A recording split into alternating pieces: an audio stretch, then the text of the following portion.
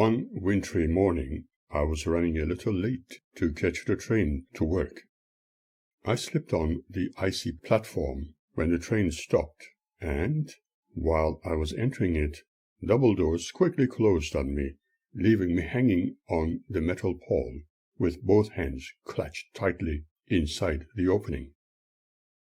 I heard a voice calling to me to let go, and another telling me the next station was going to be very soon. I could not let go, and in the crowded train, not one single person offered me assistance. I remember some people trying to praise my fingers so that I would let go altogether and fall, because it was allegedly getting very cold within the smoker's compartment. I wondered whether my ethnicity had something to do with it. The rest of my body was hanging outside the doors, swinging like a human flag on the side of the train, until it stopped at the next station, and I was able to push myself inside. If I had let go, I would most certainly have ended up on the rails, or be chopped to pieces under the carriages. Although unwillingly at first, I pondered that perhaps I was to finish my life in this most undignified manner. When my story was relayed to Magda, she considered the occasion being dependent on my foolish habits, which she was not quite familiar with. She thought I had fallen from the train due to being drunk, or perhaps after having taken habit-forming substances. When I explained what had really happened, she still insisted that I must have fallen from the train due to my unknown but brainless habits. I wondered why she could never understand that I had slipped on the icy ground, was hanging on the pole in the compartment of the train, and I did not fall. I wondered if I should have followed the wise advice of one of the fellow passengers telling me to let go. Imagine falling off a speeding train. All sorts of things could have happened, but then again, was I not a dirty foreigner, as far as some locals were concerned? Although Magda seemed happy that nothing serious happened, she was extremely anxious to know if I had taken my personal Jehovah's Witnesses card, declaring that even in case of desperate need, no blood transfusion was to be given. In fact, the situation was so extreme that they believed blood substances could be found in some food items, even blocks of chocolate, bottles of Coca-Cola, and certain types of red wine, and these were barred from a Jehovah's Witness diet. Many witnesses I have known throughout the years would even stop consuming anything that was misjudged as containing blood without any professional tests conducted, while other witnesses would not take any note of such a deadly crime against Jehovah, and continued consuming them. Even the meats they consumed had to be completely drained of life-giving blood before consumption. In mainly Awake magazine issues, all the scientific data, according to and in agreement with the Bible truths interpreted by the witnesses, have been considered as being the absolute truth. In those magazines, they claimed the validity of their interpretations, as they still do. It was very difficult to comprehend the logic in this, for many witnesses loved consuming red meat and other animal products, which could never be absolutely free from blood, especially when they were purchased from local butcher shops. However, I was happy to have arrived at work on time. In this chapter, I also intend to create a little resume of my fondly remembered memoirs before going into more serious subjects of great interest. I hope you will not consider them as unnecessary repeats, for there is a reason for this. However, let me go back to the original train of thought. I remember Maya Angelou's words. I've learned that people will forget what you said. People will forget what you did. But people will never forget how you made them feel. How do you make people feel? The witnesses were known to be extremely proud when considering their long sufferings during Germany's Nazi era. Some were apparently severely persecuted for not taking arms, not saluting the flag, not singing the national anthem, not doing military service, and, most importantly, not consuming food containing blood, like the worldly locals did. Some have suffered in the concentration camps because of this. It was an unfortunate and very sad story. However, when thinking about my own past, certain occasions and events still linger on. When, for instance, the Strohbachs were still in Germany, several witness district assemblies were held during the year, and as usual, they were taken very seriously by the members. If they were truly faithful witnesses, they were expected to attend them under all circumstances. One such was held in Basel, Switzerland, and I met a number of witnesses from all around the world. Meeting African Americans was interesting, and Siegfried was very keen, photographing the occasion. Several such images are still in one of my albums. Eventually, arriving at our destination to attend to those so-called assemblies, we were accommodated by non-Jehovah's Witness locals in their private homes for a fee. This was a very pleasant experience. I was more interested in taking photographs of people than attending long and boring repetitious lectures in a sporting venue. After this assembly, we decided to have a short holiday in the Alps, climbing and abseiling, where we witnessed an avalanche, visited impressive waterfalls, and listened to typical Swiss horn playing. After the Strohbachs left for Australia, and I was spending more time with Magdalene. Even after our wedding, we were attending other district assemblies. Personally, I never wanted to waste time on such gatherings, sitting for hours listening to repetitious talks on good morals and the issue of blood transfusions. The only interest I had was meeting different people and nationalities from all around the world to study and learn all about them. One such was in Nuremberg, where we met a number of witnesses from all around the country, and a few locals who were not involved in religious activities. Once again, we stayed with people who were not witnesses and who opened their homes to us for a small fee. However, when holidaying with the Strohbachs in France, and long before my encounter with Magdalene, visiting Paris was like coming back home for good, just the way I remembered. It was so wonderful to go to places, walk the narrow alleyways and wide streets, visiting shopping arcades, talking to locals, and visiting the metro. We really let our hair down, taking lots of photographs. Sometimes we went up north to Normandy, visiting Saint-Malo and Saint-Michel, camping nearby in chilly and very humid air at night. I have documented one of those occasions in photographs.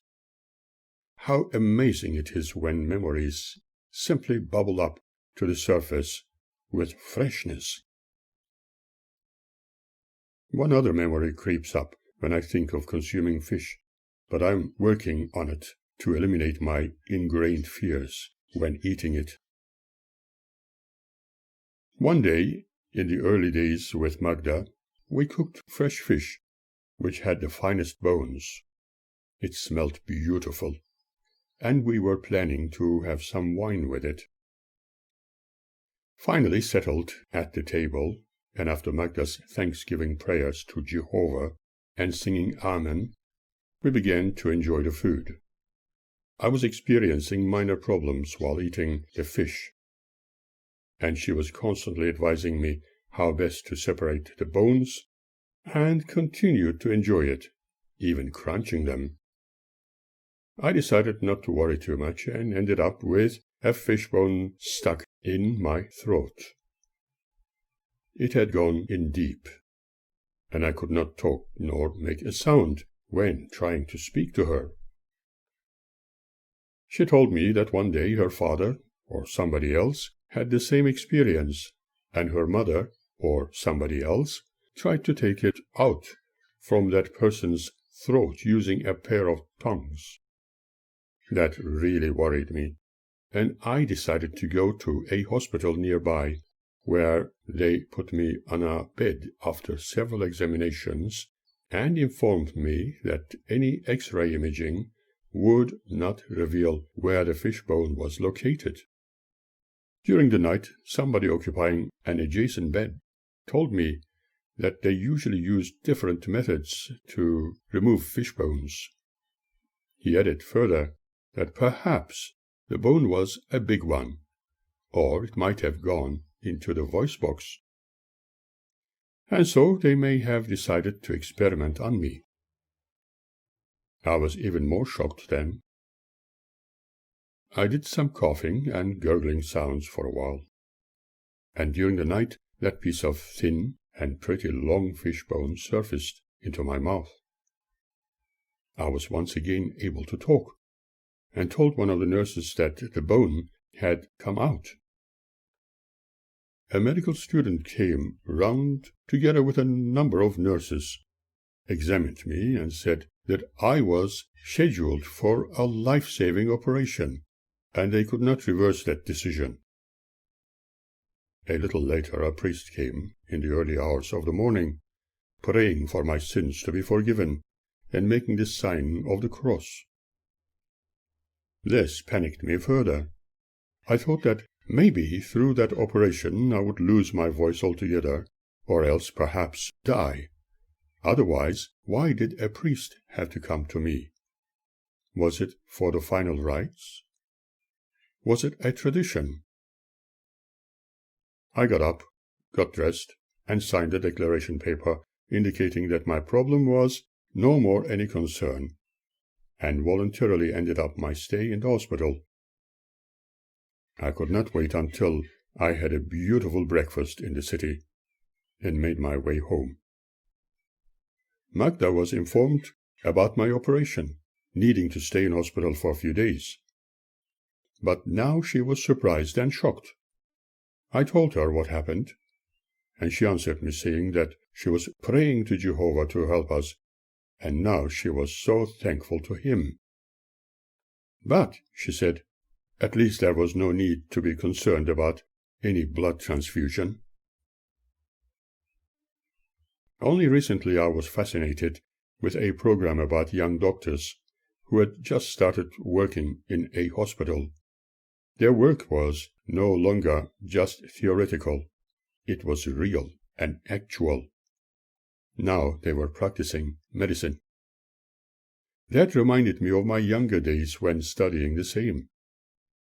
When I was attending Tübingen University, while involved in the dissection of the lifeless body of a deceased person, some fellow students asked the gardener down below if he wanted a hand. The poor man must have thought he was going to be helped with his chores. He said that it would be nice, and in that instant one of the students threw a cut hand of the cadaver to him. What a shock horror it must have been. One hoped he did not have a heart attack. However, the students concerned were accordingly chastised.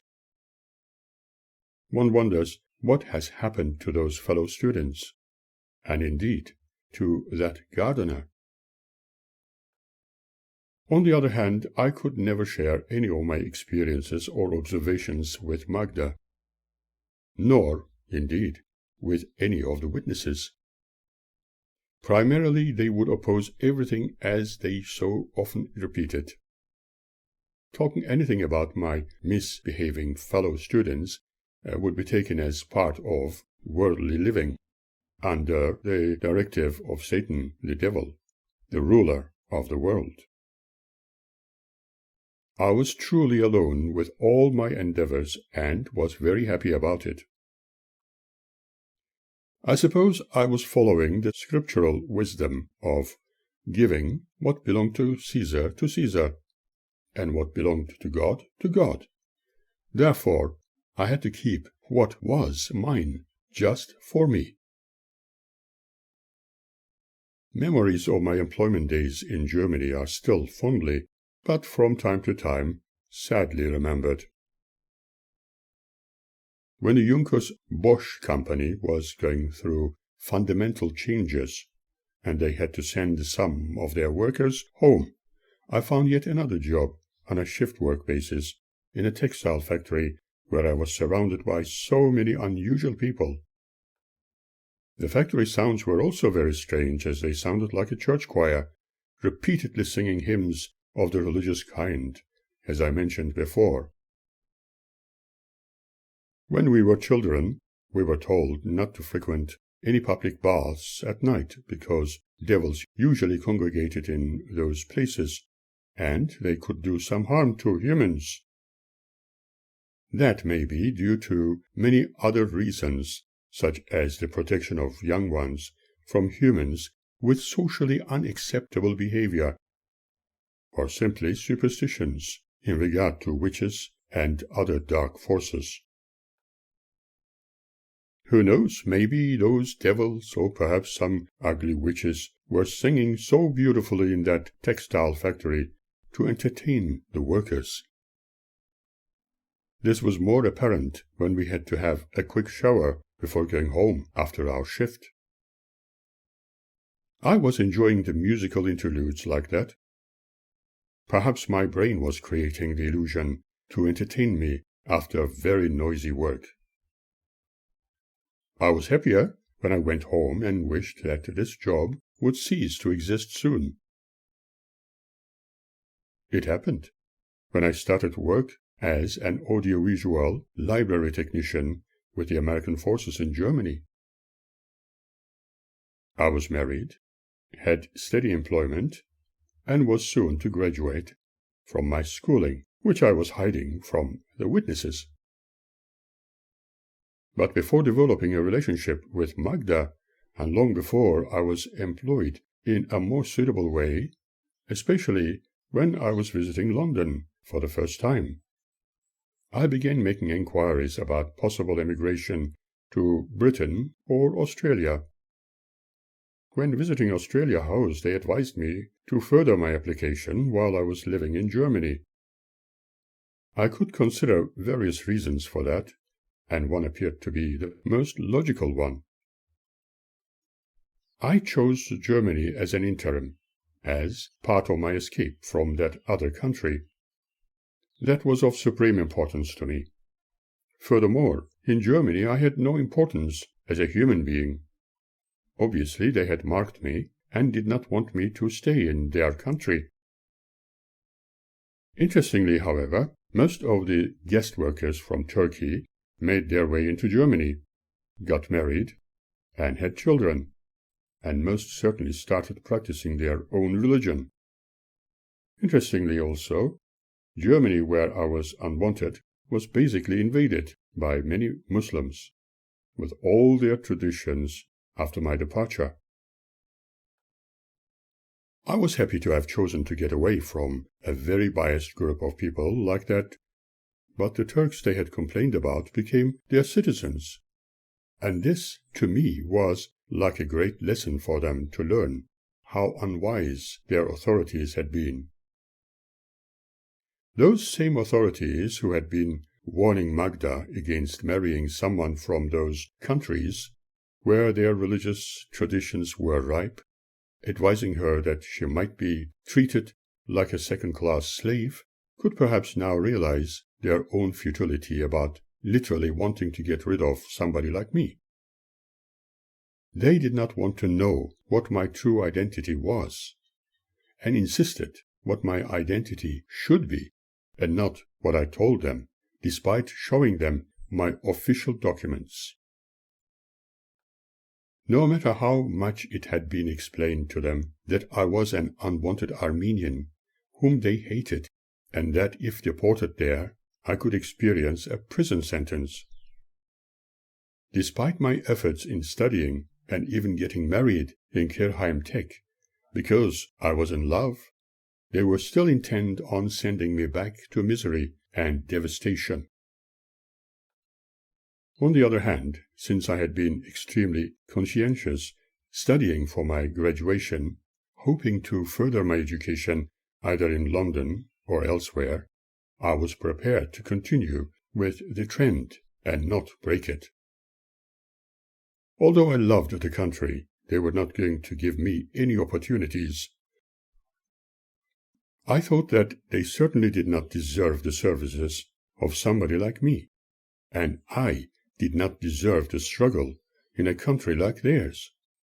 But I believe that if there is anything like deserving, they certainly deserved the invasion of Middle Eastern nationals whom they bitterly complained about. Although I had applied for Canadian immigration, I had to remain with Australia, for they responded quickly and accepted me almost immediately. Now I was happy, for we were going to have a permanent home one could be truly proud of. In the meantime, my relationship with Magda became a little more strained, and I wondered how so many other beautiful girls with wonderful characteristics could simply disappear out of my life. I suppose it was a case of love being blind. Love is a canvas, furnished by nature and embroidered by imagination, says Voltaire.